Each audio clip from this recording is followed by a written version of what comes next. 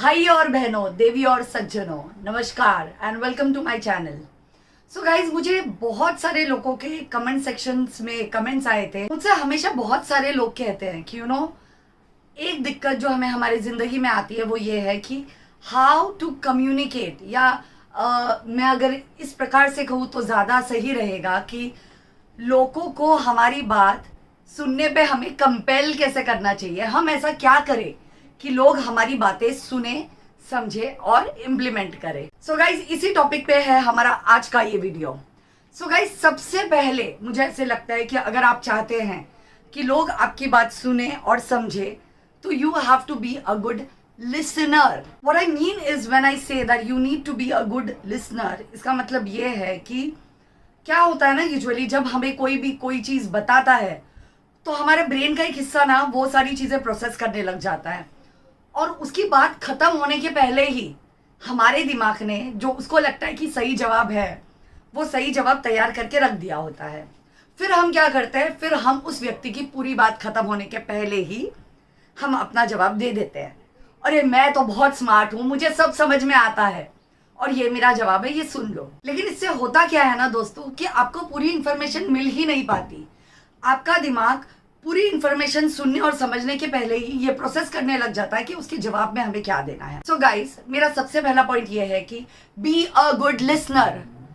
हमेशा घाई में मत रहो कि आपको जो आपने सुना है उसका आपको जवाब देना है। हर चीज का दोस्तों जवाब देना जरूरी नहीं है। आप सुनो, आप समझो, आप पूरी बात ऑब्जॉर्व करो और उसके बाद फिर उन्हें बताओ कि उन्हें क्या करना चाहिए।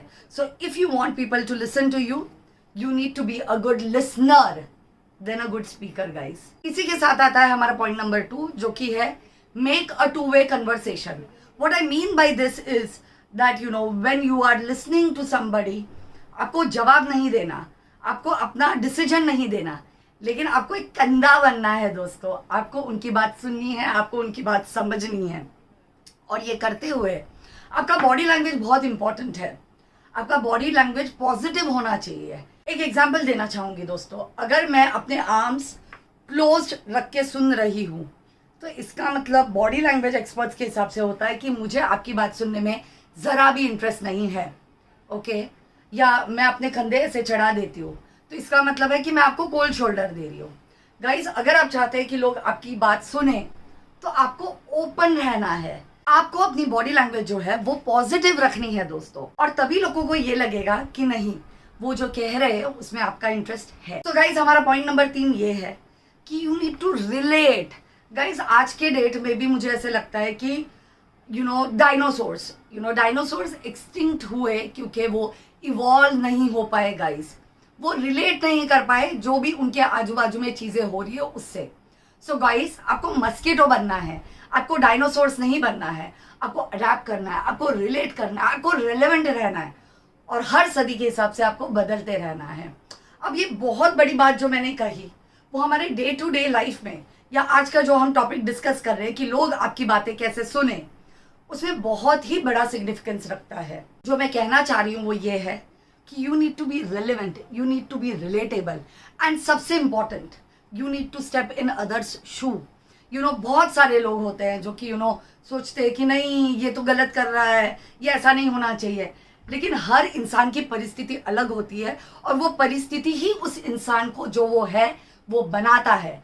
सो इसके लिए गाइस, अगर आप उसकी परिस्थिति नहीं समझ पाएंगे, if you do not step into their shoe and understand their problem, you can probably never give a solution. You can not be relevant, you can not be relatable, और अगर आप रिलेटेबल नहीं है तो दोस्तों आपकी बात कोई नहीं सुनने वाला। इसके बाद आती हूँ मैं पॉइंट नंबर 4 पे।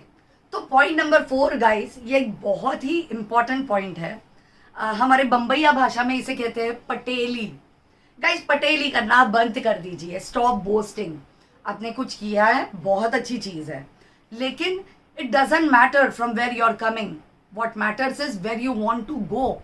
आपका एम क्या है, आपका गोल क्या है, और उसके बीच अगर you start boasting about yourself, नहीं, when I say about boasting, मैं आपको ये नहीं बोल रही हूँ कि अपने बारे में लोगों को मत बताइए, या आप जो अच्छा करें वो मत बताइए, लेकिन have a lot of gratitude when you say that. बहुत सारे लोग होते हैं जो कि खुद को एकदम 30 मार खान समझते हैं। आपकी जिंदगी में मेरे जिंदगी में, हम सब के जिंदगी में ऐसे लोग हैं। और क्या हम उनकी बातें सुनना चाहते हैं? सुननी पड़े तो भी हम सुन के इग्नोर करते हैं। तो क्या आप चाहते हैं कि लोग आपको इग्नोर करें? नहीं ना, आप चाहते हैं कि लोग आपकी बातें सुने। गाइस, पॉइंट नंबर 5 है कि you have to be honest. What I mean by honesty is that guys, जब आप झूठ बोलते हैं ना तो आपको सोचना पड़ता है, आपको एक स्टोरी क्रिएट करनी पड़ती है।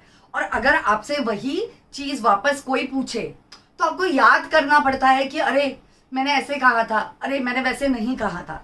लेकिन अगर आप ऑनेस्ट है, अगर आप ट्रूथफुल है, अगर आप सच बोल रहे हैं तो सच तो हमेशा कॉन्क्रीट रहेगा।